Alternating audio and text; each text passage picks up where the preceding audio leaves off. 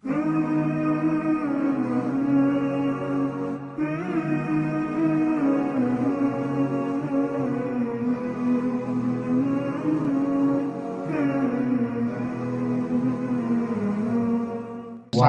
Percaya sama wabarakatuh. saya, Bapak Ibu, siapapun, gak ada yang sempurna, apalagi sebagai anak. Maaf, bohong kalau anak bisa membalas kehidupan bapak ibunya, khususnya ibunya bapaknya. Ada sebuah kisah menarik. Ada sahabat saat itu datang ke Rasulullah SAW, gendong ibunya berhaji. Kurang lebih jaraknya dari rumah menuju Mekah Madinah, Mekah khususnya, itu 400 km kurang lebih.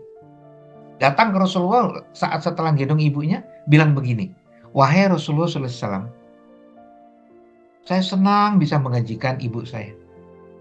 Bahkan ini saya gendong ya Rasulullah. Nanti pulangnya saya gendong juga. Apakah yang saya lakukan ini sudah membalas apa yang sudah dilakukan oleh ibu saya? Seperti biasa Rasulullah kalau ditanya mesti senyum jawabnya, teduh jawab. Wahai saudaraku, sahabatku, apa yang kamu lakukan itu sudah luar biasa. Namun, maaf, itu baru satu tetes air susu ibu. Kebayang nggak saudaraku? Satu tetes air susu ibu, ASI, itu 400 kilometer digendong, berangkat digendong pulang. Maaf, sanggup? Tidak akan pernah sanggup. Baru satu tetes. Berapa tetes ASI yang masuk dalam darah kita, tubuh kita yang sebesar ini. Itu yang saya katakan tadi. Bohong kalau ada anak, aku telah bisa membalas kebaikan ibu. Saya katakan tidak akan pernah bisa. Tentu sekarang bertanya berikutnya. Kalau tidak pernah bisa melakukan terhadap ibu yang sudah meninggal, insya Allah husnul khotim, apa sebagai anak? Nah ini keywordnya lagi. Ya, keywordnya lagi. Sekarang yang kita lakukan kan sama, saya yatim piatu. Jenengan apa yatim piatu juga atau gimana, monggo. Lakukan sebagai anak supaya terdefinisi menjadi soleh solehah. Sebagaimana doa Nabi Ibrahim, Robbi habli minas solihin, Robbi habli minas solihin, Robbi habli minas solihin. Ya, jadikan anak-anak kami menjadi anak-anak yang soleh solehah. Masya Allah, luar biasa. Nah, sekarang masuk dimensi berikutnya. Kita sebagai anak, udah ibu yang meninggal sudah cukup, sudah insya Allah paham lah. Itu sebuah takdir yang kita tidak bisa merubah. Berdamailah dengan takdir.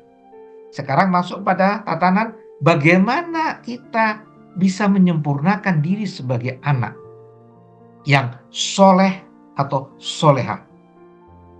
Yang harus kita lakukan sebagai anak yang soleh soleha. Satu, jangan pernah lupa setiap selesai sholat minta ampun kedua orang tua kita yang meninggal. Kalau memang dua-duanya sudah meninggal, minta ampun kepada Allah, lalu minta jannah untuk kedua orang tua kita yang telah hamil 9 bulan untuk kita, khususnya ibumu, bapakmu.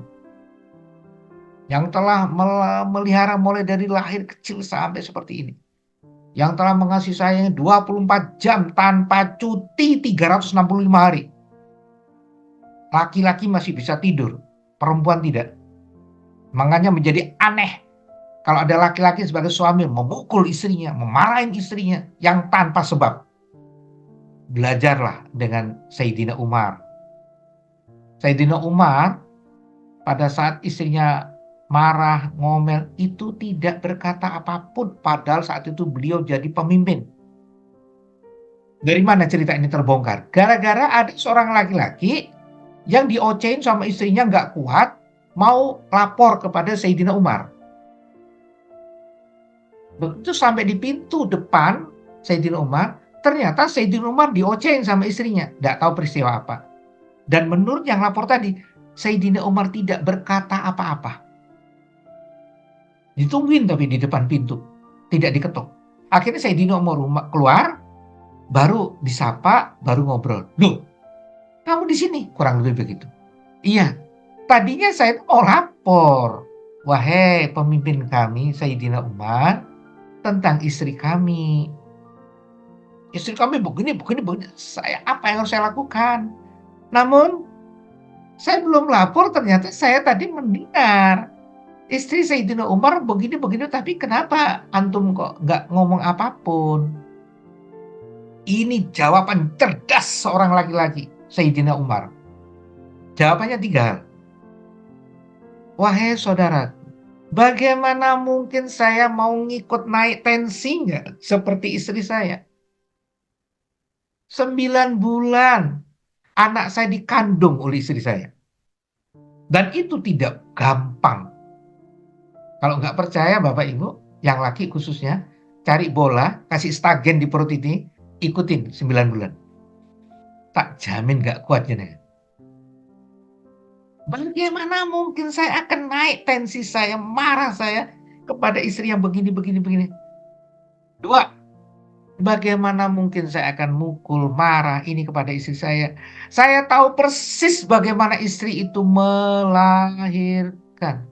Tidak ada perempuan melahirkan itu tersenyum. Lagi ada 3 opsi orang melahirkan. Dua-duanya hidup, salah satu hidup, dua-duanya meninggal. Istri, itu ibumu. 3, bagaimana mungkin saya akan marahin istri saya, mukul atau apapun.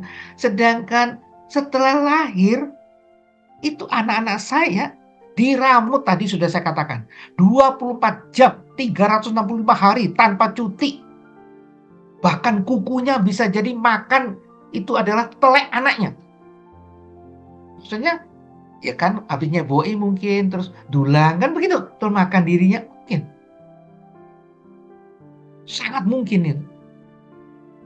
Dan sering ibu-ibu tuh bohong. Mak, mama udah makan. Belum nak.